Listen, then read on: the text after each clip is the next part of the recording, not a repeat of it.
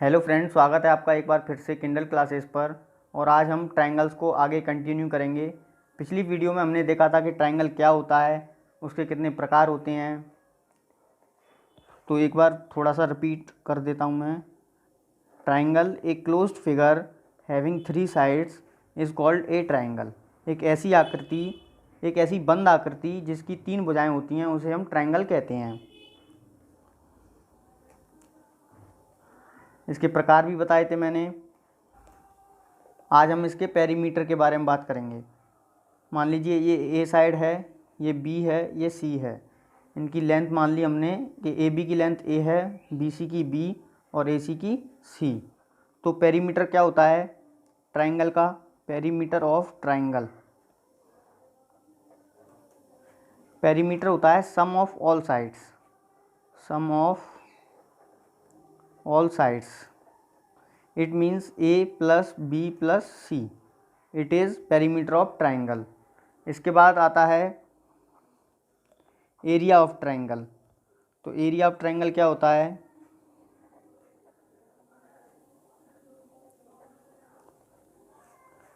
Area of triangle होगा, मान लीजिए ये आपका बेस है, ये क्या है आपका बेस, और ये इस ट्रायंगल की हाइट है, ये इस ट्रायंगल की हाइट है। तो आपका एरिया हो जाएगा 1/2 into base into height. 1/2 into base into height. इसको ऐसे भी लिख सकते हैं 1/2 इंटू बी इंटू एच। अगर बेस को बी से रिप्रेजेंट करें और हाइट को एच से रिप्रेजेंट करें तो आपका फॉर्मूला क्या बन जाएगा? 1/2 इंटू बी इंटू एच। इसके बाद ट्रायंगल में और भी बहुत सारी चीज़ें होती हैं, जैसे एक होता है मीडियन। तो मीडियन क्या होता है? जैसे हमारा एक ट्रायंगल है,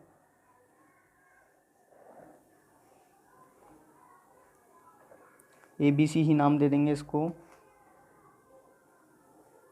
बी सी का मिड पॉइंट मान लीजिए क्या है? डी। ए बी का मान लिया हमने ई, और ए सी का मिड पॉइंट मान लिया एफ। तो जब हम सामने वाले वर्टिसेस से और सामने वाली अपोजिट साइड की मिड पॉइंट को मिलाएंगे तो इसको कहेंगे हम मीडियन। वर्टिसेस से और अपोजिट साइड की मिड पॉइंट को मिलाएंगे तो उसको क्या कहेंगे हम? मीडियन। तो इसकी हम डेफिनेशन भी लिख सकते हैं।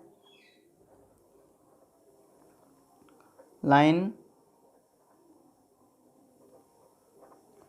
Joining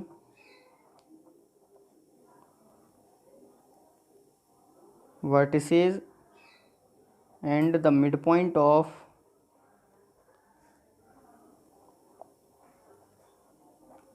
opposite side is called median। एक ऐसी लाइन जो वर्टेक्स से खींची जाती है और सामने वाली साइड के मिड पॉइंट को जाके टच करे उसे हम क्या कहते हैं? मीडियन। ये तीनों मीडियन एक पॉइंट पे जाके मिलती हैं तो हम इस पॉइंट को क्या कहते हैं? सेंट्रॉइड। तो the intersecting point of the medians is called centroid। ठीक है, मीडियंस के मीटिंग पॉइंट को या मीडियंस के इंटरसेक्टिंग पॉइंट को क्या कहेंगे हम? सेंट्रॉइड। ये चीज़ें याद रखना।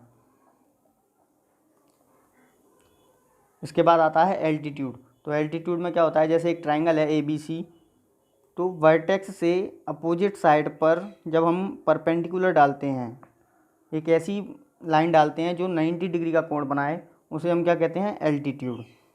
जैसे बी से डालें तो यहाँ पे क्या बनाएगा? एल्टीट्यूड, 90 डिग्री का एंगल। ऐसे ही सी से डालेंगे तो यहाँ पे क्या बनेगा? 90 डिग्री का एंगल। इसे भी हम नाम दे सकते हैं, D E F they low.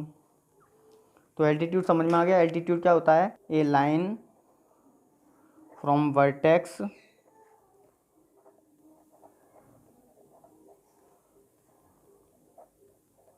To perpendicular on opposite side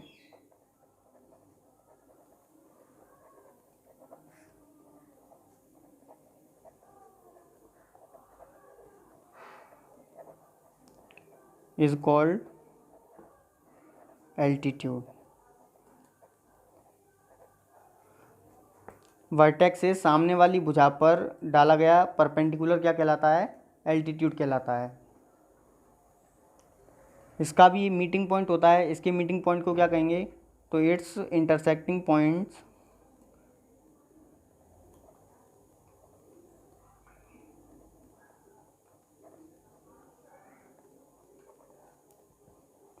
is called orthocentre. क्या कहेंगे? ऑर्थोसेंटर। ठीक है, एल्टीट्यूड के मीटिंग पॉइंट को क्या कहते हैं हम? ऑर्थोसेंटर। इसके बाद आता है एंगल बाइसेक्टर।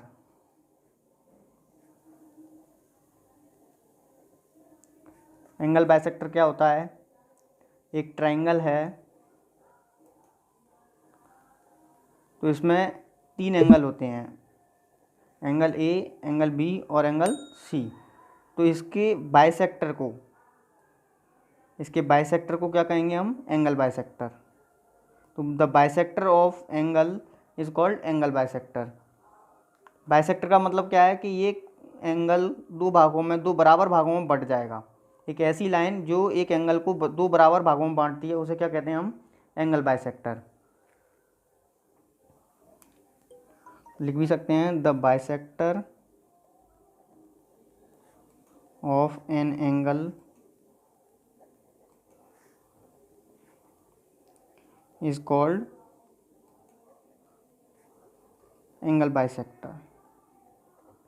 और ऐसे भी कह सकते हैं कि ये line which divides the angle in 2 equal parts is called its bisector.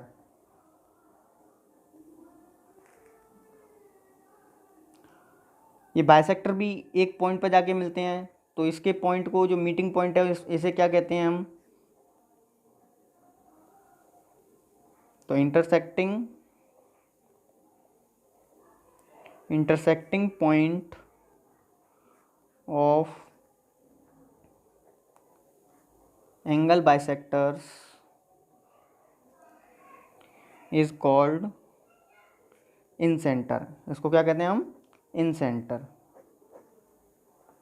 Angle bisector के जो मीटिंग पॉइंट है, या एंगल बाइसेक्टर का जो इंटरसेक्टिंग पॉइंट है, उसे हम क्या कहेंगे? इन सेंटर। इसके बाद आता है परपेंडिकुलर बाइसेक्टर।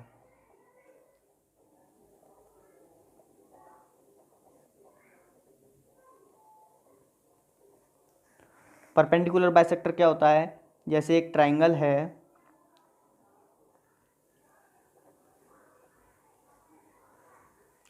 तो एक ऐसी रेखा, एक ऐसी लाइन जो एक लाइन को परपेंडिकुलर भी हो और उसको 2 बराबर भागों में भी बांटे, उसे हम क्या कहेंगे?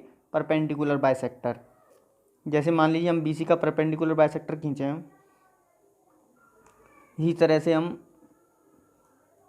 AB का, और इसी तरह से हम AC का परपेंडिकुलर बाइसेक्टर खींचें। ज़रूरी नहीं है कि परपेंडिकुलर बाइसेक्टर है वो वर्टेक्स से होकर ही जाए, ऐसा कोई ज़रूरी नहीं है। तो ये क्या हो गया? ये AB का परपेंडिकुलर बाइसेक्टर हो गया, ये AC का परपेंडिकुलर बाइसेक्टर हो गया, ये AB का परपेंडिकुलर बाइसेक्टर हो गया। तो जो मीटिंग पॉइंट होता है या इंटरसेक्टिंग पॉइंट होता है, intersecting point of perpendicular bisector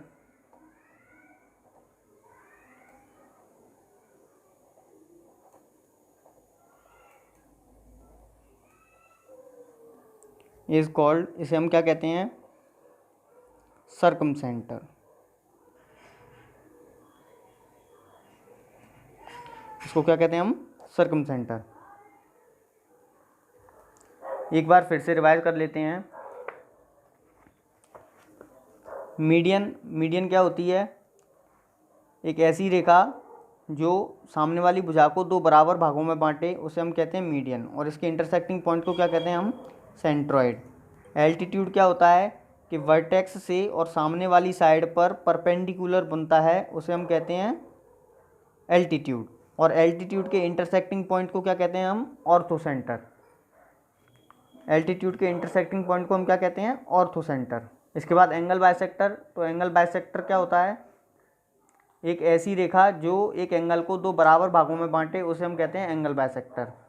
और intersecting point of angle bisector को क्या कहते हैं हम? इन सेंटर। और फिर है परपेंडिकुलर बाइसेक्टर। तो परपेंडिकुलर बाइसेक्टर क्या होता है? एक ऐसी रेखा जो परपेंडिकुलर भी हो और सामने वाली साइड को दो बराबर भागों में भी बांटे उसे हम कहते हैं परपेंडिकुलर बाइसेक्टर। और इसके इंटरसेक्टिंग पॉइंट को क्या कहते हैं हम? सर्कमसेंटर। इसके बाद एक चीज़ और आती है, एक्सटीरियर एंगल थ्योरम।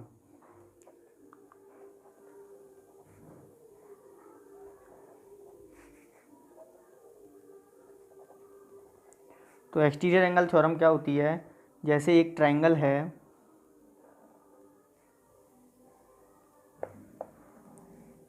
ABC, तो जब हम इसकी साइड को एक्सटेंड करें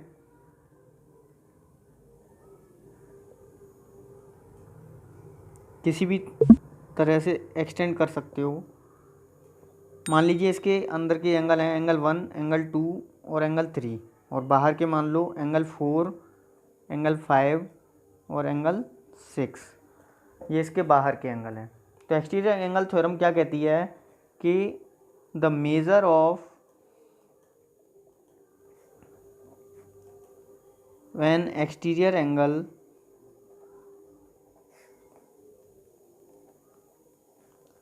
is the sum of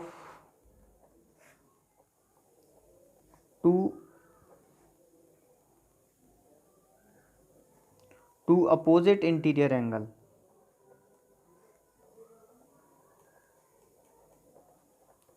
to opposite interior angle. तो इसका मतलब क्या है कि एंगल 4 जो एक्सटीरियर एंगल है वो एंगल 1 और एंगल 3 के बराबर होगा।